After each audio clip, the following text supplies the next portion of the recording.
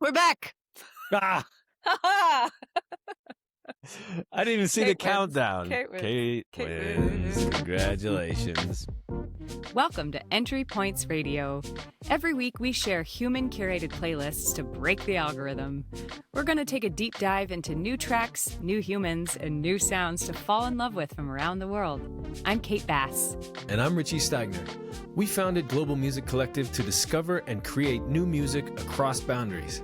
We've spent the past decade meeting fascinating people in over 50 countries. These are the real songs and real stories that we share with real people along the way. This is Entry Points Radio.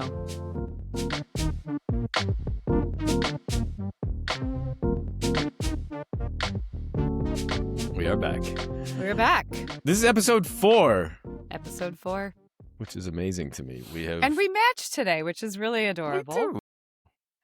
We're in our cream our era. Beigeman era. Beige. Forget blue or red, Picasso. How about a Beigeman era? How about a lovely shade of beige? Shade of beige. I saw a thing today about how our aesthetic these days is trending up towards grayness.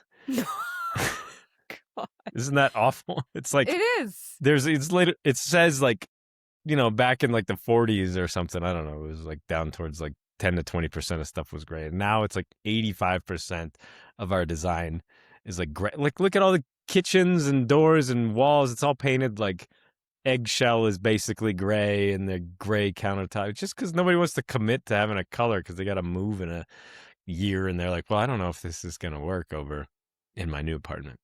I agree so hard. We were talking about this on our very first episode about architecture and design. And I got to tell you, what bothers me is you and I are people who rent. We are traveling artist Vagabonds. Types. Yeah, exactly. And I have the most colorful stuff in my home of probably anyone I know.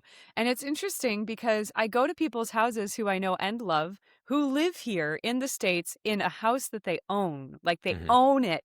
It's not a temporary place, and they just keep renovating it more and more gray and white. Yeah, well, human beings, we don't deal with risk very well. We want zero risk. There was some experiment where they're like, you could pay an extra $5 and one of these two risks will go away. Or you could have both of these risks diminished like down to 1%, which was a huge jump from the... Anyways, so people by and large would choose 0% risk for one thing. That does make sense. It's very sad. I'm just sitting here thinking I am fully pro risk. Like, I feel like my life has had so many difficult moments because of risks that I've taken. And it's like when you talk to someone at like the barista behind the counter and you choose to be like, hey, how's it going today? You might get back a like totally straight cold face that makes you feel like an idiot. And then you feel kind of bad and you walk away feeling a little meh.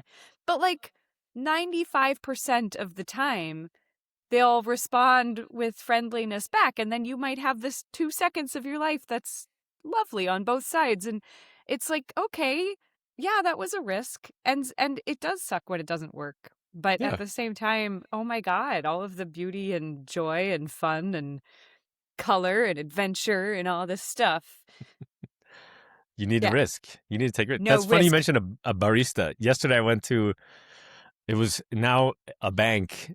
My bank is a cafe, apparently. Oh, I like that. It's usually the opposite. Yeah, I usually get like the free cup of coffee when you go into one bank. But this one, they're just leaning into it. They're like, we're a cafe now. Wait. I thought you said that a bank closed and became a cafe. But you're just saying it has a cafe inside the bank, so they're doubling the money. Go on. That's not what I thought. Doubling the money. They're taking my money, just moving it from one part of their till to the other. Right, to another. So, but yeah, the guy in front of me, who I will reveal his name in a minute, he wasn't even grumpy. He wasn't mean, but just like the way he walked away, I think, from the cash register bothered the barista that was there. And you could see the barista was like scoffed at the way that this guy walked away. And then I came up and I was like, well, great. Anything I do at this point will be welcome. Better than that guy. Hi, how are you? Can I please have this coffee? And they're like, yeah, sure. But I heard him talk about the guy's name. He's like, calling out, how they call out Kate, your copy. The guy's name, of course, you guessed it, was Richard. Another Richard. Okay, I don't know if this is kosher, but I have been wanting ever since we started this podcast to honor the podcast that has been in the pipeline for so long in Richard's life that he has not yet made because, frankly, there's a lot else to do, I think, in his life. And I would like to know if you feel comfortable sharing with the class the name of your other not yet realized podcast. It's a work in progress name. What's a working title? Working title for this podcast. Why? The title is the one thing that's really solid. All right. Well, okay. The title is it's Bag of Dicks. And this is not obscene. This is not gross. This is my name is Richard, and a president shared my name and went by the name Dick Nixon. As we all know, a famous president who was impeached, by the way. And I resent that, but so I'm taking back the name, and I'm collecting a bag of Richards, whether they're named Rich or Ricardo or Dick or anyway. And so, and the podcast is going to highlight the best and the worst, and the worst Richards is a much longer list, and it's coming someday. But the list is amazing. I've been compiling this list for like 8 years. By the way, my father's name is Richard. Mine too. Mine too, Kate. There's so many. So many. And the haircut story that I told you the other day, the guy that went ahead of me, his name was Richard too. So there's that. Oh, and the haircuts. A revelation happened yesterday. Bag of Dicks is not alone. There's some other guy that my brother golfed with yesterday. His name is Bill, who is compiling a list of Bill. I was like, I felt so seen. I didn't feel alone anymore in my name compile. God. Anyway, so stay tuned for Bag of Dicks anywhere you get your podcast, including this one, Entry Points Radio. Stay tuned. But this is not a part of the Global Music Collective empire. It is not. This is not connected to our mission of bringing people closer. No, this is meant to divide Richards further. Oh, I'm done. This is the end of the podcast. Yeah. Well, this will be an easy edit. You know what's funny is that I was actually thinking about this today. I was thinking about the Shakespeare line, I'm so insufferable. It's like the beginning of the day. The line. For my morning coffee, I was reflecting on the great Shakespeare line. But I actually was. It was the, what's in a name? Indeed. That was it by a rose would smell as sweet, whether it was named Rose or not. Yeah, that's have makeup all over my face. You know that line. It's from Romeo and Juliet. He's talking about the Capulets and the Montagues. I mean, come on. It's like a really famous Shakespeare It's a famous line. Of course. Anyway, I was thinking about it because I'm going to talk later about the Chickasaw language and the preservation of indigenous languages. And we've learned this abroad as well. And I know, like, I took something really funny and I immediately made it about, like, the preservation of languages. But no, I was thinking it's so interesting that the way that we crafted language as human beings is so wholly different all over the world and so deeply important to our identity as, like, autonomous creatures, you know? Mm-hmm. And, like, the name Kate, I didn't ask for it. It was what was given to me at birth by my parents, and yet it is such an integral part of who I am. And I don't know. I feel for the Richards and the Dicks and the Karens and, you know, the people in the world who didn't choose for their name to all of a sudden become a term that then means something, you know, really unfortunate. My dad talks about this all the time. He grew up and it was before Dick meant anything inappropriate. It was just a name and people would call him Dick and Dickie and all this stuff. And now all of a sudden he has to go by Richard and he doesn't feel like he's a Richard. You know, he's never been a Richard. But he doesn't want to be this other thing. And yeah, it's anyway. That's funny. In some ways, this ties back into music. what you I present. somehow bring it back there. Well, we went from Richards to Shakespeare to Chickasaw to Richards and It all music. comes back to Richard. It all comes back. I think there's this idea that music has to be sort of defined by the musicians, and I think it is a whole ecosystem rather that decides what it is, what we like, what we produce, what we want to hear.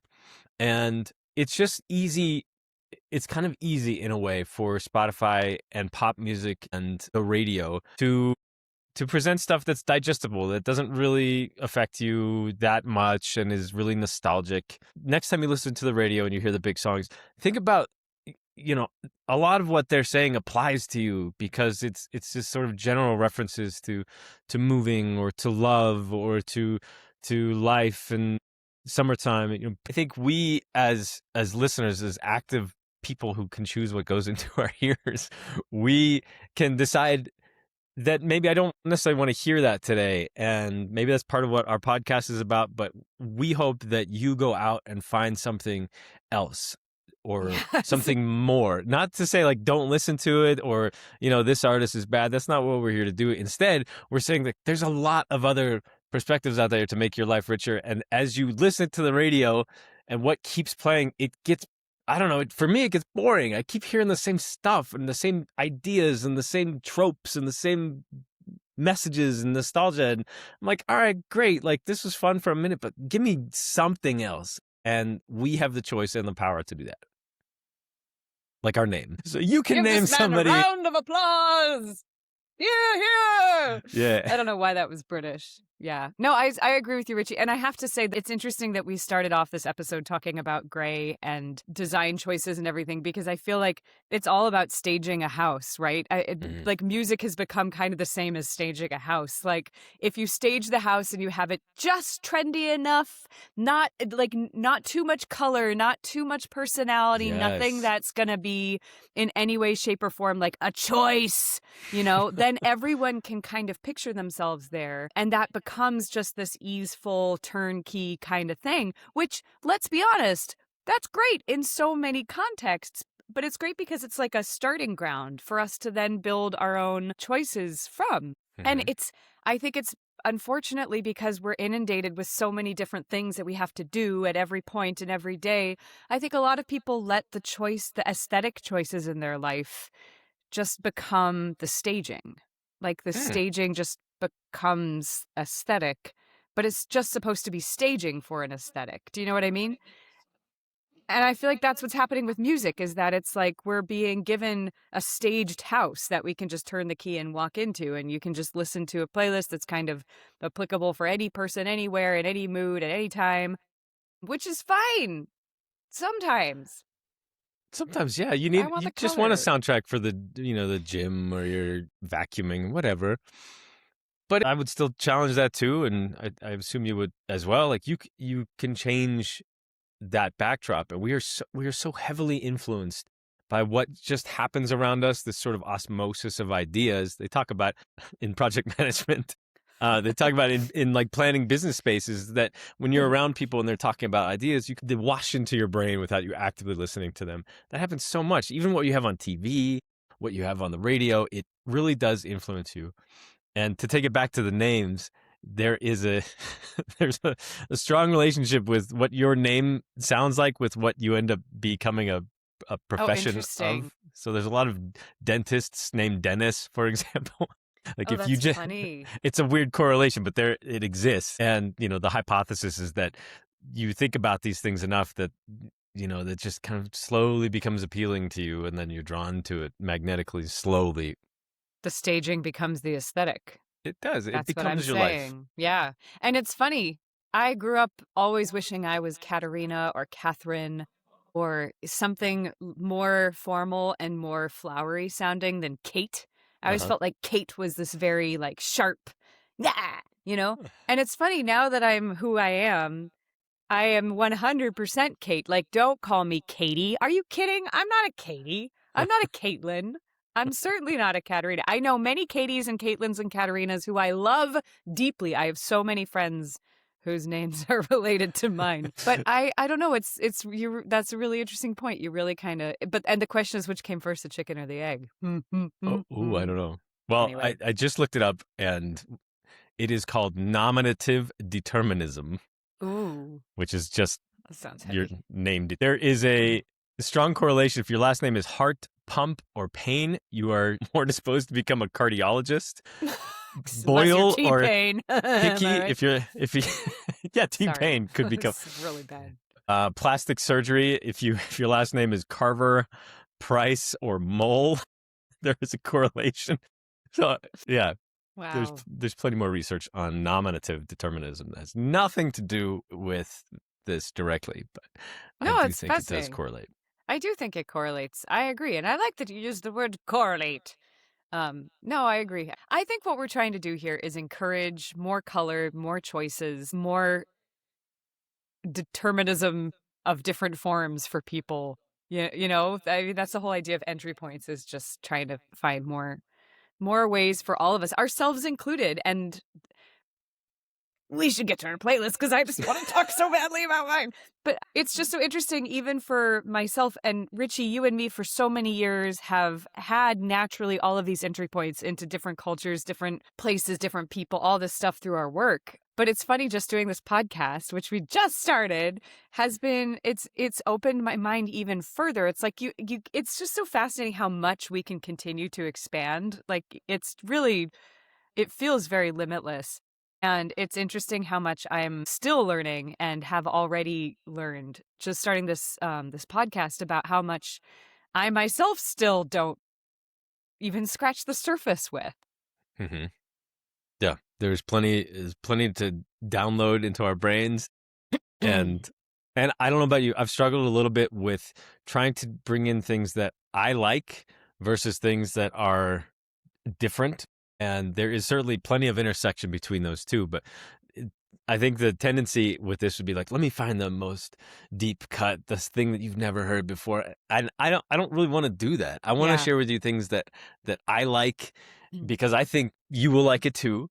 Same. And and I think I really have, by the way. I freaking love these playlists. Yeah, these have been good. If you have not checked them out yet, make sure you go to our Patreon and Substack. Plug it in. Yeah, we share the playlist because as a radio show, we don't actually play any songs on our podcast, but we do share all of the playlists, so you can download them onto Apple or Spotify, or I think we're gonna find more ways to share these. Even YouTube, we have some songs in there that we share from our most recent episode. So check that out after the podcast. After you listen to us talk about the songs, then go listen to the songs and change your own world. Yeah. A whole new world. We should make a bingo for every podcast that we do. I feel like there's got to be, on Kate's end, there's got to be an Alaska name drop, and there's got to be some singing. Anyway, enough about me. Can we go to my playlist, please? Yes. Okay. So Kate is busting at the seams. I haven't actually seen this one yet. Well, we never see them, but you have to make sure you check out the previous weeks, because we not only do we share the podcasts or the playlist, but the podcasts are all up, and they are non-sequential, so you can listen to them in any order, and they're all fun and really cool and interesting, if I do say so myself. I agree. I'd like to think of us as timeless. All right. I'm ready. All right, wonderful listeners. Without further ado, here is week 4, a playlist from the Kate Bass. Yay! Woo! All right. Oh, you're all over the place. Amazing. I love it. Kate, where do we start? Okay. So this week is more of a story. The whole playlist is a story. It just happened.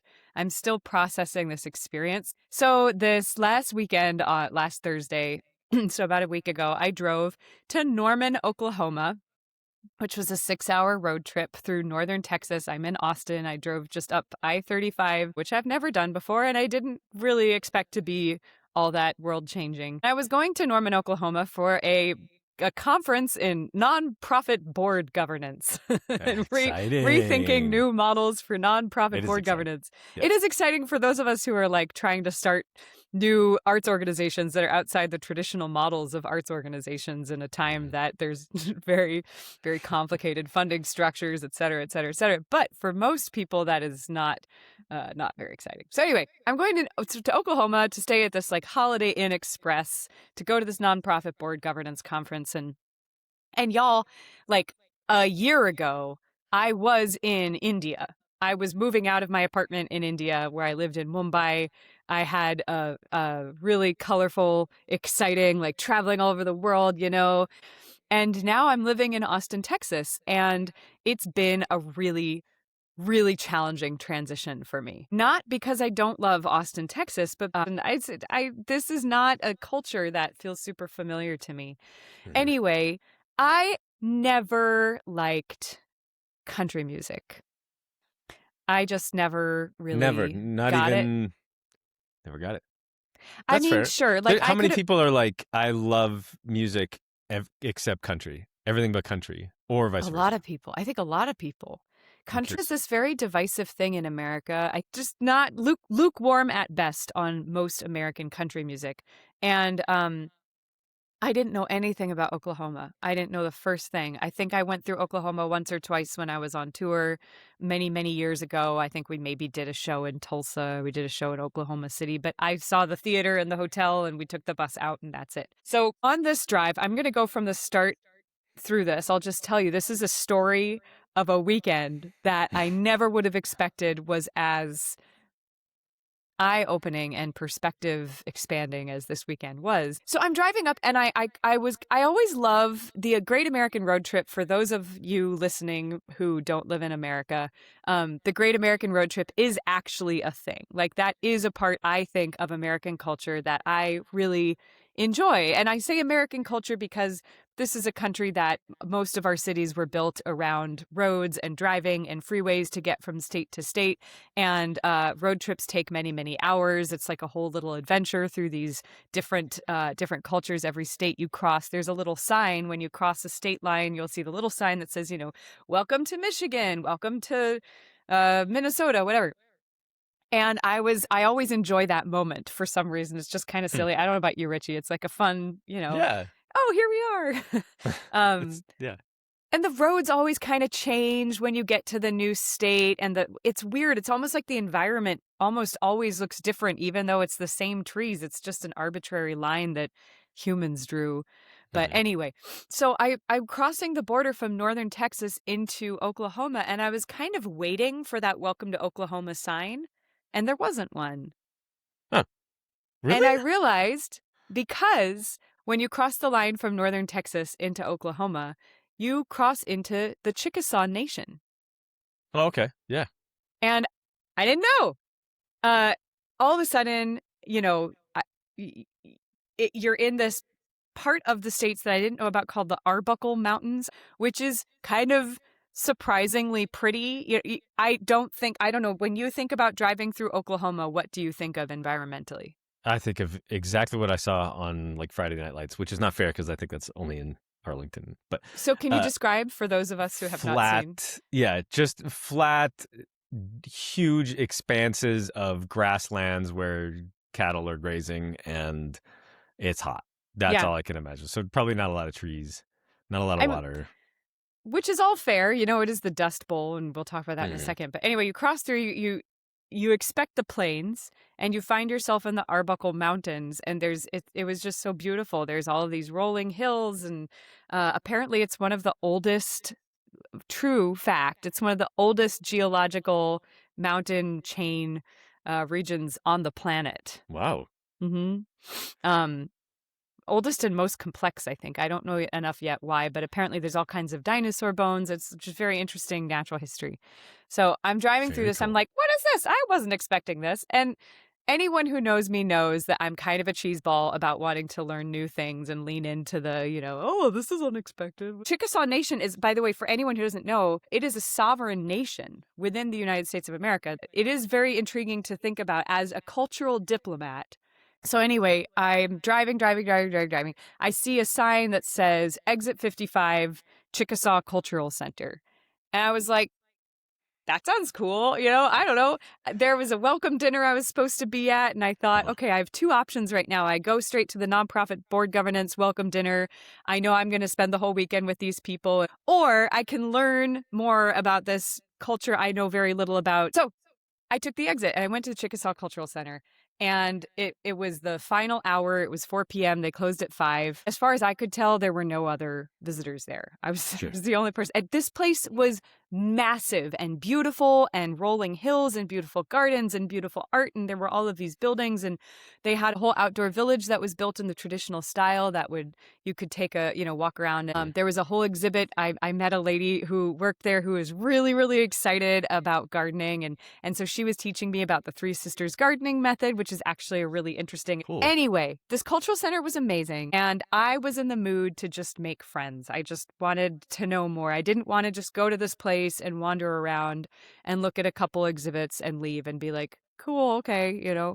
So I started chatting up people, talk about deciding to put yourself in a risky position, because you don't always know if people want you to talk to them. Sure. They're trying to close up. They don't necessarily want this. Lady, we're trying to close early. Can you just get out of here? What do you want from us, Thanks a lot. But the first person I talked to was a really nice gentleman named Dale, really cool guy.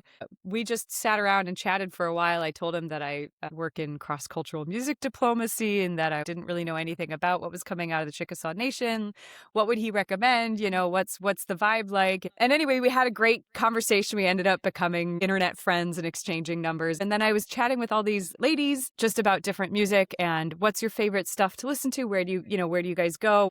And they told me all this stuff. I learned a whole lot about the culture in this area. They were so nice to me. I could have been shy and afraid, not wanting to say the wrong thing, not wanting to make a fool of myself, not wanting to whatever. Engage, use your energy. You were on a long road trip. Exactly. I could have done that.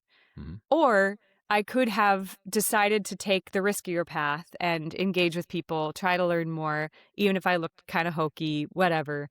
And my gosh, it ended up being this really special day. I learned all about the Chickasaw language and how vital it is for them and the preservation of their culture. They see it as absolutely integral to their cultural identity, keeping their language alive. And that's very difficult in today's day and age with all indigenous languages. And even, it was reminding me of being in Africa, and just in Uganda alone, there were over 50 regional languages. And it's the same thing, when the language is alive, the culture stays alive. So I got to learn some words in Chickasaw. They were telling me about. It was really, really, really cool, and it felt real. It didn't feel, like someone just a tour guide, telling the tourist about whatever. It was like, oh, I'm a human, and you're a human, and I want to learn about you, and they were so welcoming. And anyway, so. The very first song on my list is by a group called Ingenuity, which is a group. I bought their CD, actually, a good old-fashioned CD. So anyway, this first song is by a Chickasaw group. It's Native American flute, and it's beautiful. It's absolutely stunning. The second song is also from the Chickasaw Nation. It's by a woman named Tabitha Fair, who is, as far as I can tell, a pretty famous singer-songwriter in the Chickasaw Nation. This is from a film called Teata, which from the bit that I've read, and again, this just happened. I'm just learning, so if I say anything wrong, please forgive me. Teata, it's about a woman, a real-life woman. She's a storyteller who ended up becoming at least nationally renowned in sharing more about Chickasaw culture with people. In Oklahoma, again, the bit that I've learned is that, of course, there's a very complicated and very painful history in the United States of what happened with the indigenous tribes that were here when the white settlers came in. Many young people in the States are taught about this history and the genocide of the Native Americans that occurred, way back when the settlers were coming in. But what's also very sad is that there are stories over the past 100 years, even up until the late 1900s. I think it was in the 1960s or 1970s that rights for reservations and rights for education and sovereign upholding of different Native American cultures and languages and everything, we're being oppressed, actively oppressed. I mean, this is not that long ago. It's less than 100 years ago that this has been going on. So there's this very complicated history, and at the same time, there's also, you know, millennia of history of this culture and this language, and this woman was known for being a champion of sharing these stories. And anyway, they made a movie about her, and the song is just, I thought, very, very beautiful, and it had a very very beautiful uh vibe. I hate that vibe is my word. Go ahead. What? I looked it up. In the Chickasaw language, Teata translates to bearer of the morning or bearer of the dawn. This episode would be coming out at an interesting time, talking about a lot of this, is that, this is the U.S.'s 250th birthday. Right. Oh, I didn't even think about that. No, I think this is great. I think I look at, I just spent the last 5 months renovating a house, and it was a family house, and it was a place that is very nice and, has good bones. And I think you can see where I'm going with this, but I look at our country as, it is our home. It's where we live. It's where we were born. I have a part in my heart for it that I love America. I love Colorado, which is where I'm from. 4th of July was always a fun time as a kid because you got your neighbors and fireworks and brownies and all this stuff. And it was cool. There is stuff in our past that is hard to reckon with, and stuff that isn't that far in our past, and stuff that is in our present that is hard to reckon with. And that is the point of working towards a more perfect nation, which is sort of the language that goes into America, the idea there. And yes, it's flawed, and I think recognizing that and finding places for us to improve is part of becoming better. And that includes the people that were here first. And that includes so many different nations of people across this area. I love that you brought this to the fore, because that is, you did the thing. You pull off the highway into the point of interest. It's all right, I'll go see this thing. And from what it sounds like, your life is better, and the road trip was better. And I think that's really cool and easy to do for anybody. Well, that was the thing. It was so intriguing to me also because there were so many people who lived in Oklahoma who I met later who were wonderful cultural leaders in the big cities in Oklahoma. And a lot of them had never been to the cultural center. It is an interesting thing to reflect on how all of us, all humans, I think, tend to not even realize as our silos get smaller and smaller and smaller. We don't even realize as our worldview decreases. And there will be ways that we'll think it's expanding. I'm on Instagram and I see a video of someone doing something, sure, but it's different to actually just talk to people and connect with people. And I could have gone on ChatGPT and looked up, what's the music coming out of the Chickasaw Nation? I could have done that. Right, yeah. And I might have gotten some interesting answers, but I asked people, and Yeah. and a lot of the bands that they told me about, actually, there's a song on my Apple playlist that's not showing up on Spotify. I don't even know if it's the right guy. His name is John Bonboy. He's just a local musician who they all knew. They were telling me about these venues where all of their different local bands play, and a lot of these local bands, they don't have albums released on Spotify. Hey, everybody out there, it costs money to release music on Spotify. It costs money and it costs time, and we don't often make it back. And so a lot of artists don't produce an album and release the song. And so it's so important to get to talk to people in real life and learn more about what's going on there, because otherwise you might never find out about it. So Sure. I agree with you. And I think it's not even just about folding other cultures in and saying this is part of our culture, but also allowing each other to exist together with all of our differences and with our different languages and with our different colors. I mean, God, the Tower of Babel, I've been thinking a lot about this story of this Tower of Babel, right? And there's all these different languages and, oh my God, one unified language. What if everyone kept their different languages and just found, ways to still exist together without having to become uniform and become the same thing? And anyway, I knew this was going to be difficult to be concise, but this trip was really, really special, and I just really want to share it with you. And I was not expecting it to be special. Well, sure, yeah, you're driving from Austin to Oklahoma City. Norman, Oklahoma. Norman, Okay, so, go ahead, please. What is the university in Norman? Is it University of Oklahoma? University of Oklahoma. No, Is it Oklahoma University. OU? OU. Okay, Yeah. OU. Yeah. They were. I went to CU, and for a while, I think OU and CU were in the same conference, Big 12, which means nothing to most people, but It's a sports thing. I know it's a it's sports thing. sports. Yeah, and yeah, my poor CU buffs rarely had a team worth watching, and I think OU usually kicked our butts. So that's my only interaction Your with entry Norman. point into Oklahoma. My entry points are Norman. So it's nice to have another Yeah. yeah, Another connection. another point of reference other than the CU buffs losing by 40.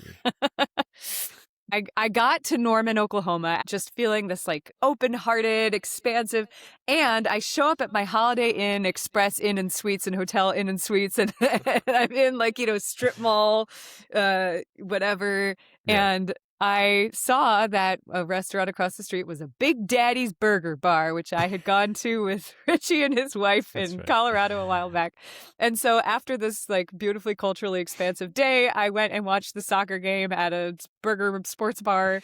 And they were playing Wake Me Up When September Ends. And it was just this moment of like, oh man, I forgot how good this song is. So I had to stick that in because we're being authentic and this is not performative. Yeah, and I want to remind everyone, this is real life. This is your experience, and who knows, things intersect. But Yeah. Green Day is certainly not a deep cut. In fact, I think they played at the Super Bowl this year.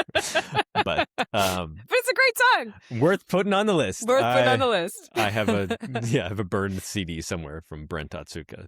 I love that, Brent. Thank you, Brent. Thank you, Brent. So anyway, okay. Rattle songs. I want to mention this because I actually practiced how to say his middle name. Jared Impachachaha, I believe is how you say it. Impachachaha Tate.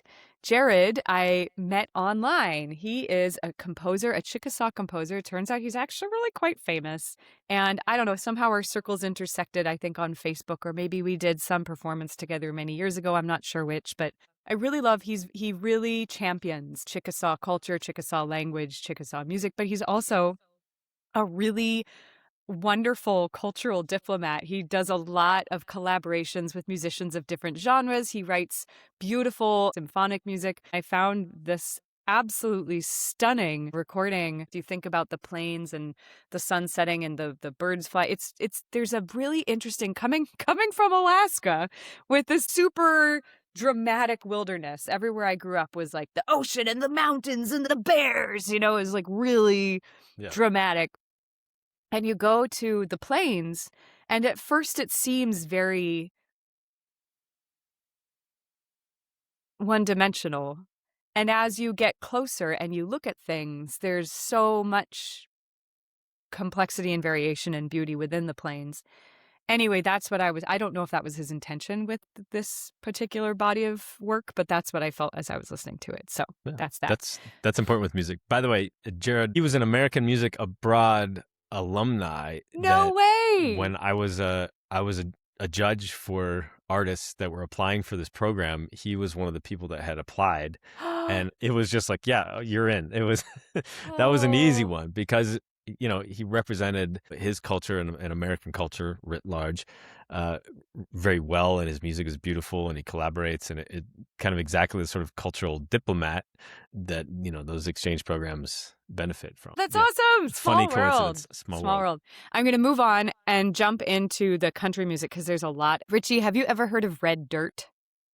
I had heard about it in context of cultural styles, but I can't say I've ever really interacted deeply with collaborations or listening to it. So tell me more. Well, I have to admit, I had never heard the term red dirt before, other than like talking about dirt that was red. Like I didn't know it was a cultural term. I had no idea the fascinating musical history coming out of Oklahoma. Woody Guthrie is from Oklahoma. Bob Childers is considered the foundational, father of red dirt, this particular genre of music. He started a place, I think it was called The Farm. He started a place that was just a place for musicians to go and play music. It wasn't a big movement. It wasn't well funded. It wasn't, with a nonprofit board governance model. It was just a place. And he started making house, this, right? Like a kind of a big house. I think so, yeah. And he started just making this music. And we were talking last week, you and me, about Nashville and, Nashville versus Memphis and the country music kind of thing. And they were to a certain degree excluded from the national conversation in terms of, they weren't the fancy bigwigs in Los Angeles or whatever. And so they just started making music that was unique for them. The whole vibe is to basically be like, we're not going to play your fancy shiny games. We're just going to write like gritty, real music. So anyway, that's the culture that Bob Childers and Woody Guthrie came from. Woody Guthrie, for anyone who doesn't know him, which is astonishing to me, but I suppose for people outside of America, most people know this land is your land, this land is my land.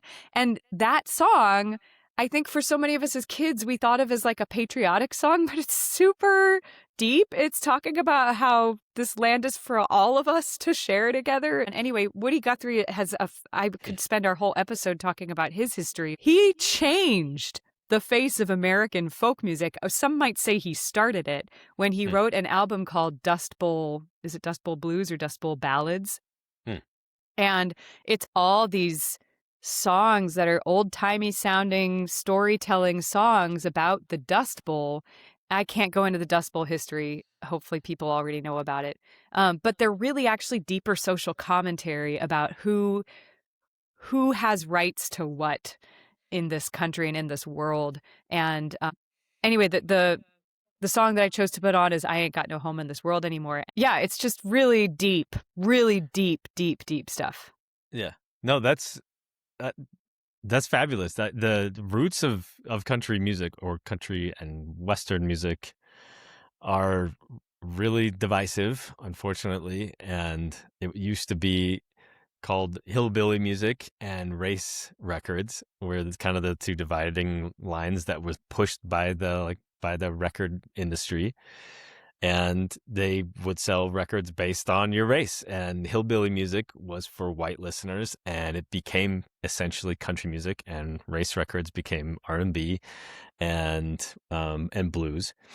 And those lines kind of still exist, unfortunately. Like, there's still a huge predominance of white country singers that get airplay over Black listeners, and that's just, I know that country music as an industry is grappling with that and trying to deal with that, but the roots go way back. I mean, the banjo is such a influential part of that whole genre, and that came from people that came from Africa, potentially from the Middle East, depends on which music historian you go with. But that instrument alone had permeated so much of the genre, and the people that used it and picked it up and started playing it, it was just kind of indicative of how music got either appropriated or passed across race lines. And the fact that you bring in Woody Guthrie, who was an anti-racist and he was an advocate for civil rights. There were artists in the country music industry from very early on that were pushing for, those barriers to be dropped, and that still exists. So it's a really, I love the deep dive, and that's a great song to bring in. Yeah, I'm feeling very aware of how long I've talked and how much I still want to go through some of these. So I'm just going to try to go quickly. I'll just say, so from Woody Guthrie and Bob Childers, all of these other red dirt Oklahoma country bands were born, like Cross Canadian Ragweed. I had never heard of before, but they're extremely famous in Oklahoma. I don't know if you've heard of them. I put two songs in because one of them was a really sweet love song that made me think of my mom, actually, because she loves bluebonnets. And the other one, Headed South, was just like, oh man, if this is what country music sounds like I am down. Like, it's a live recording. These guys are just rocking out, and they're talking about blackberry wine, which I never understood until I moved to Austin, Texas. And oh my God, the blackberries down south are so good. I love blackberries. But yeah, like they're so good. And I had never heard of them before. And it goes back to our conversations about people who are famous in their region and people outside, largely unknown. Wanda Jackson also comes out of Oklahoma. Wanda Jackson, if you don't know her, oh my God. I think she was Elvis's girlfriend at some point, I think. She's like the original rockabilly female vocal singer from the 1950s. And holy crap, her voice, the whole tone of this song, Funnel of Love, is just like, I don't even know how to describe it. The atmosphere of it is just incredible. Then we've got, just to keep through the country music really quickly, Time Changes Everything, Bob Wills and his Texas Playboys. So red dirt music kind of migrated slowly down to where I am currently in Austin, Texas. And that's where Willie Nelson came out of. That's where all of these very famous Austin country musicians came out of.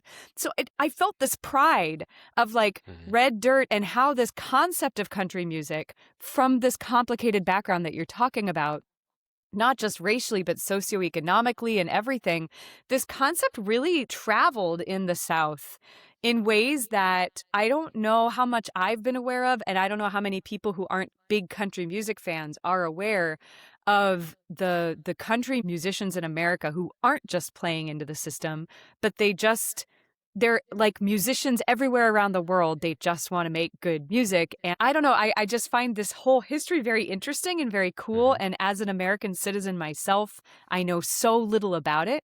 And these people I just love the fact they just kind of started a musical movement by just opening a farm in Stillwater, Oklahoma. And people started coming and playing. And from that, this whole musical movement that's now in the history books started. And then there's Stoney LaRue and Caitlin Butts are two contemporary red dirt musicians. Caitlin Butts, the Never Really Mine song is one of her new songs. I have to say, I literally just looked her up yesterday because I asked all these people at the conference to give me names of their favorite Oklahoma musicians, and she was one of the names that came up. And she's, I guess, considered like a honky-tonk queen kind of singer now. And the beginning of the song, I was kind of like, and then as soon as she started like singing, it was like, oh my God, she's got a voice. So she was great. And Stoney LaRue was recommended to me. He's a white country musician from Oklahoma. He was recommended to me by Dale at the Chickasaw Cultural Center. Dale was like, this is a great red dirt musician. He plays at a lot of different Oklahoma-based events all the time, and his guitar is just amazing. So I hope you enjoy. I was excited. There's like 3 more things to tell you, but I just have to say, I was excited. This playlist is so country, and I have never been country. Okay, so last 3 things just to jump through. Ken Pomeroy is also from Oklahoma. Ken Pomeroy is a Cherokee musician who is a singer-songwriter, and oh my God, Ken Pomeroy's songwriting, she is incredible. Her voice is incredible. Her lyrics are incredible. I had no idea. So anyway, this Oklahoma, if anyone from Oklahoma is ever listening to this podcast, there are so many incredible things that come out of the state. And finally, one of the other incredible things that came out of the state is Jimmy Rushing, who I don't know how many people know of, but Jimmy Rushing is an amazing singer from the jazz golden age. And I put in a Count Basie tune because I love Count Basie, and Jimmy Rushing is singing on that recording. And the other one I put in is I Cried for You because I just love that song. So please enjoy that and know that this singer also came out of Oklahoma. But okay, finally, I just have to say, at the end of my Norman trip, I went out for drinks with these 2 people who I met at the nonprofit board governance conference who had a lot of experience in the New York City theater scene where I also come from, one of whom is an absolutely beautiful human being named Lee Bynum. And Lee Bynum was telling me about their favorite song from Irving Berlin, What'll I Do? I'd never heard this song, and it was just stunning when I listened to it. And we had this very deep, vulnerable conversation, Lee and me, that the topic of this song came up when we were talking about actually losing people who we loved. And then finally, at the very end, I have Last Night, sung by Patina Miller, written by the great Stephen Sondheim, who wrote a musical called Into the Woods. To me, it's one of the deepest, most incredible works in theater that I think has ever been made. And this song is sung by the character of the witch. The lyrics to this song have nothing to do with my experience in Oklahoma. But she's talking about beans, because Jack and the Beanstalk and Into the Woods, beans kind of represent people like bean counters, people just trying to make their money, trying to make their way, however they can. And the witch has this beautiful line, I'm not good, I'm not bad, I'm just right. And what she's saying in the whole thing is she's basically just pointing out how these human beings are making choices that are not only bad for each other, but bad for themselves. And she's just watching it And she's like, well, if I speak about this, there's no thing that I can be to you other than the witch. So fine, I'll be the witch.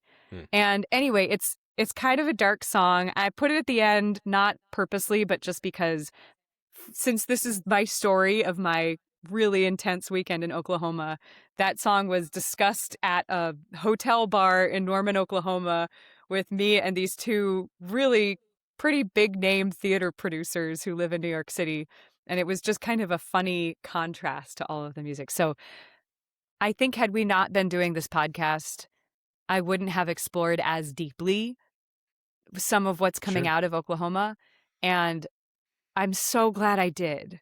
And I really hope that if anyone listens to these playlists, even if they think they don't like country music or they don't, find whatever interesting, I hope that just the fact that you're listening to this playlist and you heard all these stories, I hope that it's able to kind of open someone's mind in the way that my mind was opened this week, just about things that exist in my own country that I had no idea. Like right down the street, there's all kinds of fascinating stuff. We just have to seek it out. Absolutely. Well, thank you for bringing this whole beautiful playlist here. Again, my only experience with Oklahoma is losing to their football team. So that's not really a deep cultural cut. I mean, there's a culture in that, I'm sure, but it's almost comical to me that I think of Oklahoma as just this like prairie and that's it. It's Dust Bowl. That's probably my first and only entry point into like red dirt music, and because it's like, all right, yeah, it's like it's the dust. There's nothing there. But this whole playlist has such a wide spectrum of music and singers and topics and influences. I mean, even Green Day is rock music that comes from blues music that comes from, race records and hillbilly music, which comes from black music. It's like all comes back to the same thing, and Oklahoma is representative, I think, of a lot of it that I would not have picked. This was, to me, what was exciting about Oklahoma was the incredible richness in our cultural heritage. And it spans so many different cultures and races and stories. And some of it is painful and some of it is beautiful and some of it is complicated. And at the same time, I think what just made me happy was humans are humans at the end of the day, and making music all over the place that's good. And there's all kinds of terrible stuff you hear about from the record industry and the politicians and whatever, and even among musicians. Like, all I know is that this music for me was a part of an experience that I got to know an area, a region, and many different people that I never had the first thought about. And this was all part of my experiencing a little bit more of the colors of their humanity. And that's all. There's so much to dive in, especially with music in Oklahoma, and this is such a cool list. And I think you've introduced me to some music and reinvigorated some artists that I've seen before. And if anybody's listening right now and is really keen to dive into this, we share each one of the playlists, so you can just go listen to these artists right now and get yourself a little Oklahoma culture in your life. And we never know. You never know if something is your style until you really give it a chance. Down country lane. Down country lane. There's that's the official country voice, apparently. It's just I feel like Dolly Parton. All of my new open-minded mentality, I just ruined it with just stupid down country lane. Revert to Reba or whatever. Reba's also from Oklahoma, by is the she way. Now? Yeah. Ms. McIntyre. All right. Can I dive into my list now? I'm so excited. Okay, here we go. I actually have. I don't want to prime it. I'm just going to show you. Don't here prime we go. it. No priming. Just get ready. Get ready. Get ready. Woo! Hey, that was there. good. We go. Was the timing right? Oh, you got Glenn. So yeah, all right. Heck yeah, Glenn. I threw a country jam in there too. By the way, just so everybody knows, I didn't know about Glenn Campbell until I by accident spied on one of Richie's playlists recently and saw What? his picture. I don't know his. I told you You I don't know spied country on me? music. I don't mind you not knowing Glenn Well, Campbell. I mind you spying on me. This I didn't mean to spy is on you. We supposed to be had secretive. Richard, we had a collaborative playlist that you had put this song up on by accident, and I saw the picture of Glenn Campbell, and I found it enjoyable, and that's all. Don't worry. All right. Don't worry. So incidental spying. Ooh, this is really fun and interesting. Ooh, you went in such a different direction. I'm very excited. Okay. I don't From know the if I'm either start like to the finish. I think the Glenn Campbell one, I'm going to start there. Obviously, he's, it's an easy segue because we were just talking about country music. Glenn Campbell is the Rhinestone Cowboys, probably the song people know him from. He's a famous country artist. And so I'll back up. There's a story. I was tour managing for his daughter, Ashley Campbell, and she was also an American Music Abroad alumnus. She and her awesome band, they did some touring in Indonesia, and I got to go with them. She is a fabulous singer and songwriter in her own right. But honestly, before I went on tour with her, I didn't really know much about her dad. And to her credits, she seems to try and make her own way without trying to kind of ride his coattails. Certainly there's some coincidence where people recognize the name, but she's doing a great job touring on her own. Anyway, so shout out to Ashley and the band. In researching a little bit about her history and her father's history, Glenn Campbell, Wichita Lineman came up as the song that was just kind of an interesting one that people seem to like. And so I listened to it and I loved it because the production in it makes me think of what the song is about. It's about a lineman, which is somebody who works out like the phone lines, not like a football reference or anything. And it's I think the lineman was meant to be out in Oklahoma, which would be an odd coincidence that you happen to have an entire okay playlist.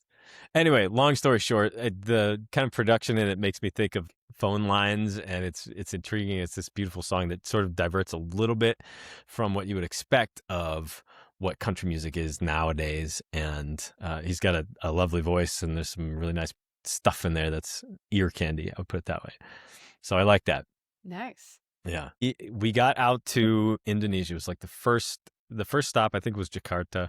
And we had this folding bass that went along with a lot of these tours. It packs down into this airplane legal pack so that you can actually unfold it and check it into an airplane and then unfold it on stage into a full upright bass and play it. It sounds good enough for an upright, like a bass instrument, not a full B-A-S-E. bass. Yeah. Whoa, I didn't know that existed. Yep. And they had designed this thing to be, I don't know exact dimensions, but it's like a suitcase can only be like, 79 inches or whatever. And they built this thing to fit exactly in that. So it's as big as it can be. And then you pull it out and you open it up and you set up and there you go. So anyway, the guy that is there playing the bass pulls it out, opens it up, starts putting it together, and it's broken. And we're in Indonesia. He doesn't have his bass because we're traveling with this bass, and I'm tour manager. So I'm like, all right, well, where in the heck do I find a bass in Indonesia? I don't speak Indonesian. Luckily, we had some, we're working with the embassy, so they helped to translate a bit. But we found a guy that was like 2 hours away. So I jump in this random cab. We drive out to this smaller village that's way far away. Nobody speaks English. And I walk into this guy's house and, he's just chilling out, kind of barefoot, hanging out. The floor is dust and dirt. And he just has all little pieces of violins and violas and basses and cellos on the wall. And he looks at it and is like, and, kind of describes to me what he's going to do. And I can't understand it. And so it turns out he could have it done in like 2 days. So I just leave this there at this guy's house. And then 2 days later, it was as good as new. This guy had repaired it. So that was my triumphant tour management experience. Yeah, well done. I could have showed back up and be like, sorry, man, no bass. No bass. Can you do an electric bass? You gotta do some bum, bum, bum, bum, bum, bum. Yeah. Well, they were a fabulous band, and they played the hell out of their instruments. There was a fiddle / violin, whatever you want to call it, a drummer, a guitarist, and then this bass player Jimmy. Wow. They were really good, and so with really good musicians, you got to have the right instruments. Otherwise, it's not the same. Anyway, I want to hear. I I will. can listen anyway, but it's fun to get to hear through this. I will, and I will dive more into them because they, like I said, they're each fabulous musicians on their own right. Yeah. So next up, is there anyone you want to jump to? I mean, man, you got Cyrillic in here. Like, what? I do. What's this about? What's this about? Okay, so we did some touring through the Caucasus, which is sort of some of these former Soviet unions: Azerbaijan, Georgia, Kazakhstan, Tajikistan, Uzbekistan. And in these countries that you have these people that were, they were adults before the Soviet Union broke up in 91. And then you have younger people who don't have any experience with Russia or rather the Soviet Union. And so you have these kind of conflicting ideologies and preferences, and they're like, oh, life was good, life was bad, this is this is that. Right. And it's really just a cool social experiment to kind of watch and see. But there's still a lot of Russian music that we got experience listening to, because the music that was there kind of stayed behind the Iron Curtain, as it was. They didn't let a lot of Western culture in, and conversely, the culture that was there didn't get sort of let out.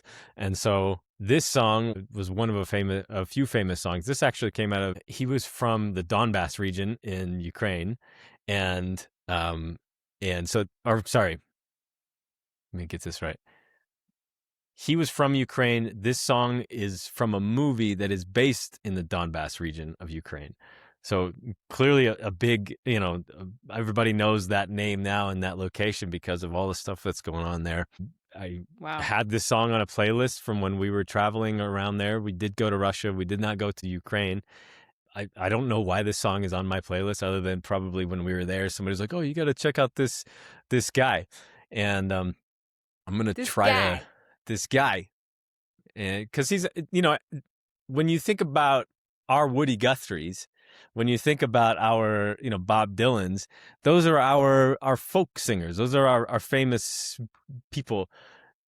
In different countries, they have different ones. And, particularly in countries that were super separated from the U.S. In the West, as it were. Yeah. It's cool to like find that's the guy that's super famous there. I've never heard of. That's such a great comparison. Yeah. Thank you for making that. They might even be contemporaries, to be honest, but never would have the records met each other. Interacted. Yeah. It's Trigoda ti ne snilash. Okay. Maisa, if you're listening, please Maisa, comment do not judge how wrong I was or close to. It's a cool song because in ways it reminds me of an artist that I played in one of the earlier ones, Fabrizio De Andre. It sounds like kind of that low-voiced love song. And I think it means I dreamed about you for 3 years, if I'm translating right. And I remember listening to it and then listening to this other Italian artist, and you hear these comparisons and similarities. I'm like, okay, there's somewhere way back they had the same inspiration for this, and it resulted in 2 similar songs. I don't know. That's so great. I found it interesting. I don't know if there's any point or meaning to it, but I liked it. So I love that you just say you don't know if there's any point or meaning to it, because I feel like that's such an incredibly profound thing to say, Yeah.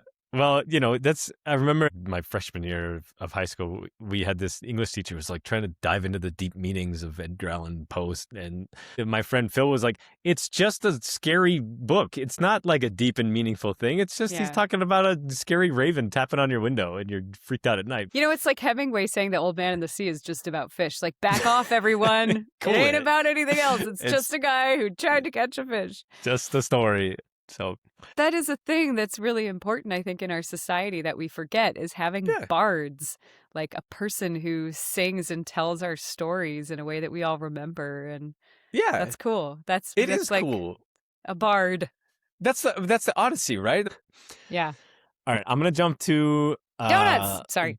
No. I kind of want to stay Soviet for a minute. Yeah, stay Soviet, Richie. Chucky Borani Bakhor by Dalar Nazarov. That was on that tour. It was a Tajik folk song, and Dalar Nazarov is this like super famous. Is he the guy from last week? The Roof of the World guy? I don't That Carl was talking about? I don't think so. Okay. Sorry. Because Go ahead. I don't know. Maybe he played at the Roof of the World. It wouldn't surprise me because this guy is like the guy. It maybe like a Neil Diamond, if you Okay. if you wanna, Another like, bard. been around forever and like anyway. Okay. Sorry. Continue. I interrupted your story. Anyway, this was again just a cool song, and when we went, they had sent us a couple of like local famous songs ahead of time, and we went on stage and we sang Chucky Chucky Borani Bahur Shirinas, and I still remember it because like we had to practice this. I don't know what it means, and we had to practice it and memorize it. And as soon as we started singing it, people went ballistic. It was like same thing Carl said last week. It's we reached into their culture a little bit. We tried, and we learned it and sang it, and it was cool. So that's awesome. So this is a famous song from Tajikistan, and it's infectious. And if you hear the you'll hear your boy Richie Robot singing these songs. Oh, for a second I thought you were in the track. I see what you're saying. Oh, yeah. We can have you in our mind when we. I like it. Yeah, I like never quite made that level of fame. That would be really cool. My last former Soviet song is Kusnikolan. That was from Kazakhstan, and this is kind of like a more modern sounding song, which I always like hearing the songs from other places that it's like, this is our pop music and it's not yours, and that's okay, and that's really cool. Like the guy's voice is incredible. It's like a very big song, and you can probably see from this where's the waveform in there, like it has its big moments and it drops down and it gets big and it drops down, and it's beautiful. It's this beautiful song, and nobody here has ever heard it, and that's kind of fun. Like, yes, I like that. I like that there's still mystery in the world, and if you haven't heard it, you haven't heard it. That's great. Endless mystery, to be honest. Like, we could do this for lifetimes and still not run out of good music. Anyway, go ahead. So that's the end of my former Soviet tour. That's so cool. It was a cool tour. It was amazing. And Richie, that's a part of the world that I think so few people have gone to. I mean, I myself have only gone to Turkmenistan. I've always wanted to see like Kyrgyzstan and stuff like that. I'm so curious if there's a takeaway for you of all the Caucasus that you have now been to, that you wish people knew more about in terms of just what people are like there, what it's like culturally. Is there something that, you know what I mean? What do I want people to know about that? I think Russia occupies this like a monolith idea, and it is, as its own country, it is enormous. Like, it is a huge country. It has like 7 or 8 different time zones, and really only 2 cities that people could probably identify between Moscow and St. Petersburg, which is almost essentially Europe in its architecture and a lot of its style.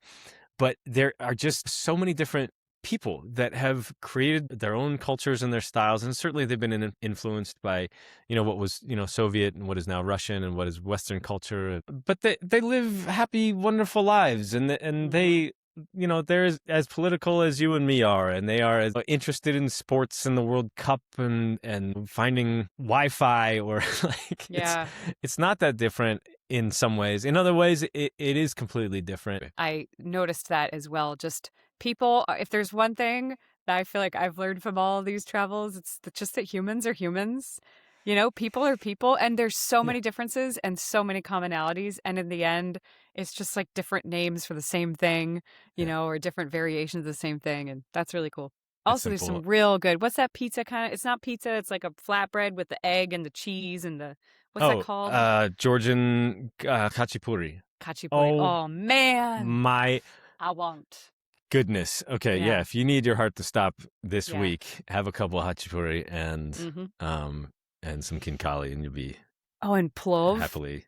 Oh, plov. So short story on plov. Like all of these former Soviet places we went to, they were like, we here in Uzbekistan, we have the best plov. It is the best plov. And then you go to Kazakhstan, they say the same thing. But I love plov. Plov is great. All right, sorry. I'm taking you off the runway here. All right, what's donuts? I'm hungry, I think. It's because it says donuts. So Jay Dilla, that album Donuts, has become mythical almost in hip hop land. He was a beat maker, and I brought him in there because DJ Invisible brought him up last week. Jay Dilla's from Detroit, and he made all of these like kind of beat tracks that keep resurfacing after he has passed away. He died pretty young, and he made this album while he was really sick. He was in the hospital. So a lot of people have either listed him as an influence or used his beats or tried to make beats like him, and it's just really like funky, cool, sampley stuff that has this insane pocket. In fact, there's a whole book about it. Love a pocket. Yeah, I love a pocket. Any form of pocket, I love a pocket. But this one, I think it was used by MF Doom, Mr. Metal Face, if anybody's yeah, this is from anyway. He used the song. They called me in junior high school, folks. Okay, sorry. Oh, Metal Face Pass, MF Pass. It's debated, by the way, what MF actually stands for. Oh. But, that is what I know. I get the joke. God. Well, I actually don't think it's that. I don't think it's that, because I think it does. Anyway, Lightworks, it has this sample in there that like he shifts the pitch up like just towards the end of it by like a half step, and it freaks with your brain. It's so funky. Like you listen to it and you're like, oh, what was that? And it's just a beat. Like it's just, the name of the game is Lightworks. The name of the game is like it shifts up like that half, and it's like, what's going on? And every time I hear it, it gives me those little like hairs on the back of my neck standing up, which I every once in a while with music. And anyway, there's so much to dive into with Jay Dilla. There's so much history. There's so many hip hop artists to like talk about with that. But I just liked this song. There's one up, number 2 on there is Tanto by Claudia Rojas. She was part of our Columbia AMA Academy. She is awesome. She just is like so easy to work with. Her voice is sort of effortless and lovely and kind of perfect. And she also has this like cool stage attitude where she's like kind of fierce and in your face, but just really a pleasure to work with. And I wanted to throw her on there because Venezuela obviously has had some terrible stuff going on with the earthquake lately. And I just wanted to include a Venezuelan artist, and I immediately thought of Claudia. So look her up, check her out. She does a lot of acting. She does a lot of stage performance as well. But this was one of the songs that I could find from her. It's a fun like dance song. It's super listenable. Obviously, it's in Spanish, and yeah. I remember her from your project. The musicians you worked with on that were so incredible, and she was one of the standouts. Fabulous. Have you heard from her? Is she okay? She's still, she's posting. I think honestly she's touring a lot, so I don't know if she's actually in Venezuela at the moment. Okay. But we do have a group chat that is going on with our AMA Academy. It's a terrible moment. I don't know. I think that's a perfect time to listen to music from a place and to sort of try to get a sense of how people live and feel and breathe. And I think in those moments it's just a moment of humanity. So yeah. Anyway, check out Claudia Rojas. Do yourself a favor. Okay. What else on here? Let me dive down close to the bottom. Nelita Carr, Geografia de Bioko. This is from Equatorial Guinea, the only Spanish-speaking country in Africa. Ooh. And it is the geography is, I don't want to say kooky. It's interesting because the capital of the country is on this little island, and then the rest of the country is this coastal area that is, it's not connected to the capital. It's just kind of a strange, intriguing setup. But this is Bioko is a region in Equatorial Guinea, and she's singing about it. And I remember we did a program there. She runs this art school there and is this fabulous, classically trained guitarist who has a beautiful voice to boot, but she plays, like the nylon strings and kind of finger picking. It's on display in this song, and she sings about, the region and the geography there, and it's in Spanish. It's such a vibe, some might say. No, I'm not going to say a vibe. I'm saying Equatorial Guinea is such a place that you don't expect anything when you turn around, and you go to this place. It's like right on the corner that I guess, what is it? The southwest inside corner of Africa. Yeah. And you don't expect a Spanish-speaking country, because a lot of Africa is French-speaking or has their own languages. I don't think I got a thumbs up from I know, I love that. Every now and then it's Thanks like, a lot. okay. And then, and you find this art school that was kind of in the middle of nowhere that they had built and founded, and it's beautiful. And then, she plays classical guitar, which is, again, not what I would have expected. And not that it can't get to Equatorial Guinea, but it's just, you expect unusual. this in a different place. And Yeah. and I like that it changes my expectations, and she was lovely to work with and has a nice voice. So That's awesome. I'm yeah, excited to hear it. check it out. Jalali Set, they were a cool hip hop band from Bangladesh. Again, I was kind of riffing off of what DJ Invisible had last week. We were running a program there, and they you can actually hear the influence of what they do in the rappers that we worked with in the program. You can hear the same cadence, and it piques my mind a little bit how language changes how you rap. And rap in particular, because it has to be so fluid and rhythmic. And you listen to rap that's in Mandarin or in French or in Arabic or in English, or in this case in Bengali, and it has a different flow because that's just how the words go. Right. And you listen to Spanish music, you hear the word corazon a lot because it's easy, it flows off, it flows easy.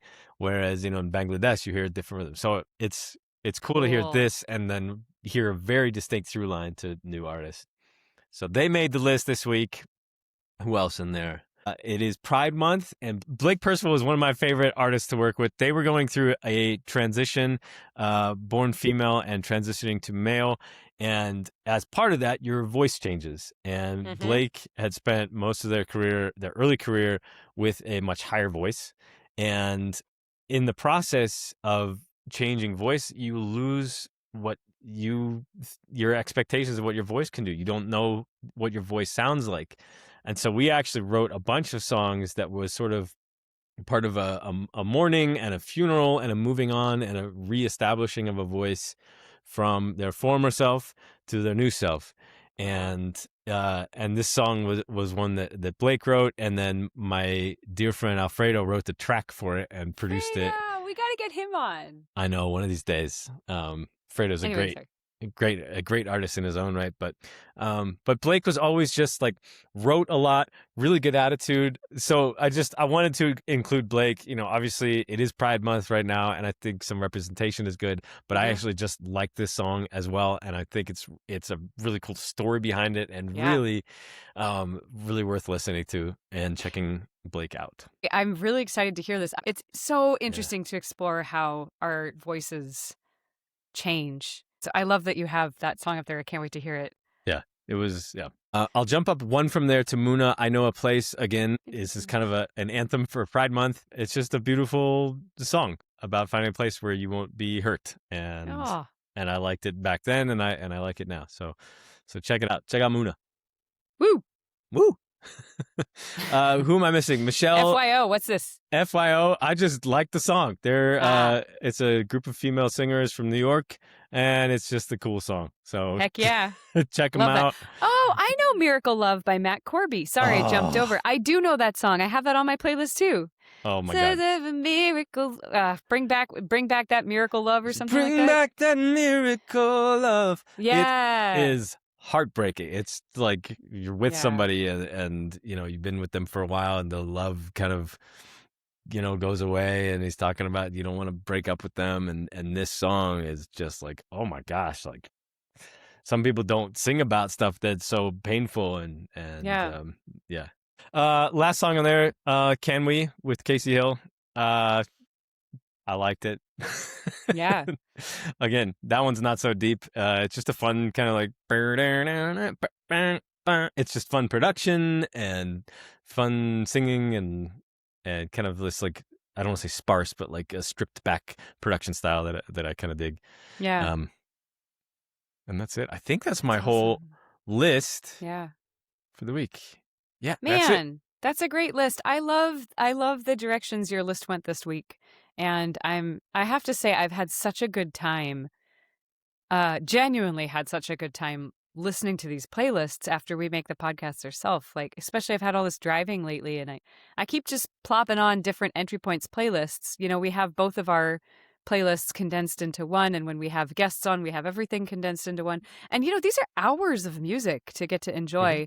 And what I love about them is that there's always a couple songs that, especially when you're driving and you can't like just immediately skip the song when it doesn't feel like it's the perfect fit, there's just this different way of engaging with music, I think, through something like this, where it's like a song will pop up that's in Russian or something, and it'll like Augenbling. I think that was from last week. Yep. Oh my God. I absolutely went nuts over that song. And the beginning of it, you just hear this guy being like, oh, blah, blah, Augenbling, bling. Yes. And it's like in German. It sounds kind of strange. And you're like, really? What am I listening to? Yeah. And then you get into it and you're like, this is amazing. I really hope that people really do start listening to these playlists, because it's so fun to share stories and life and experiences in this kind of a way with each other. Yeah. And yeah, I'm just so excited about where it's already kind of taking my life and my brain. And it's fun to think about you listening to it too. You know, it's fun to be like, oh, I wonder what Richie liked and what he didn't like, and, you know, what stood out. It's just fun. Have there been any over the past few weeks from my playlists that have stuck out to you, like, oh, wow, I really like that and I wasn't expecting it? Yes. And I've never been a huge opera guy. I've never connected with it. It feels like I said to you, it feels like this lady with horns and, the guy is singing. Yeah. And even if it's in English, I can't understand it. And it never connected with me. And then when you sent me that song, it was like I could hear you singing it. Even though it wasn't you singing it, I could imagine it being you. And it finally was like the first time I've ever had like a personal connection with opera. And I was like, that's all right. This is cool. Like, that's awesome. I'm curious if anybody else listening to your playlist had Entry that Points in experience. action. Since I'm still sharing, I'll give you my top 3, and then I want to hear yours. I'm going to start my week off with Better from Blake Percival. Then later in the week, I want to hear Lightworks. I want some Jay Dilla in my life. It's a minute 55 and one of the funkier samples that I've ever heard, and I like it a lot. And we'll just close it out with some Glenn Campbell. Wichita Lineman. Glenn. Feels like a weekend of country music. And as we will be driving to Los Angeles in short order, probably as this podcast comes out, I need some driving music. Before our next time, you'll be driving to Los Angeles. We have to figure out scheduling. That's right. Well, yeah. We could do one where you're on the road at a Waffle House or something. We could. I hope you have a great road trip, Richie. I hope it's really great. It'll be fun. Okay, my top 3. Oh, I can't choose this week. I won't. I shan't choose. I won't. Unselected. Just listen to the whole thing. Listen to the whole damn thing. She gave you a couple, folks. She gave you a couple. She did the best she could do. Anyway. That's right. All right. Well, with that, we are nearing the end of episode 4 of Entry Points. It helps us if you're listening, go into wherever you listen to your podcast and go to reviews. Obviously 5 stars, because give us the 5 stars. It's weird saying that as we're trying to kind of break the algorithm, but it sort of like play the game. Ice in the pavement. You have to get in there before you can make some cracks. And so we want more people to hear this, because we want more people to hear the music we're sharing and share these stories. And we will have more special guests on and more music to come. So if you're subscribed and you want other people to hear too, please share it with them. We love your support. Yeah, really, and share stuff with us too. You know, you can find us on all kinds of stuff. You can find us on Instagram and all this. Just let us know what you think we should be featuring if there's something.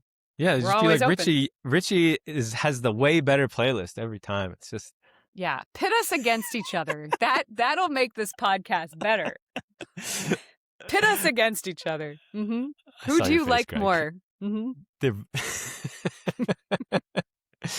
Good. This is really good. No, definitely tell us what you think. Tell us what you liked, and send us songs. Like, we are always looking for some songs too. So this isn't just us talking to you. This is communication. That is the point. That is the entry point. Anyway. Boom. Boom. Thanks for listening to Entry Points Radio. You can find the full playlist and connected links for this episode in the show notes. Subscribe for behind the scenes, playlist archives, and more at our Substack and Patreon. Your support makes our work possible. Follow us on Instagram at Entry Points Radio. If something in the episode opened a door for you, send it to a friend. That's the whole point. We'll be back next week with more music beyond the algorithm.